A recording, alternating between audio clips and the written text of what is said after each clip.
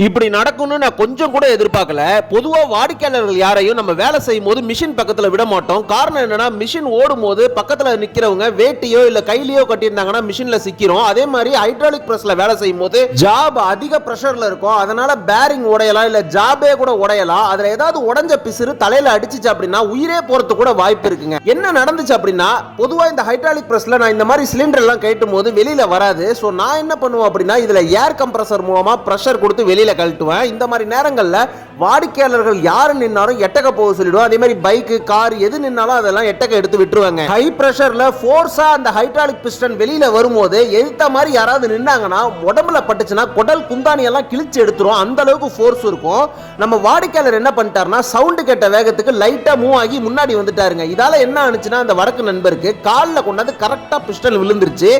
லைட்டா சதையவே பேத்துருச்சு. மிஷின் வேலை செய்யும் போது யாரும் தயவு செஞ்சு பக்கத்துல வராதீங்க. நன்றி.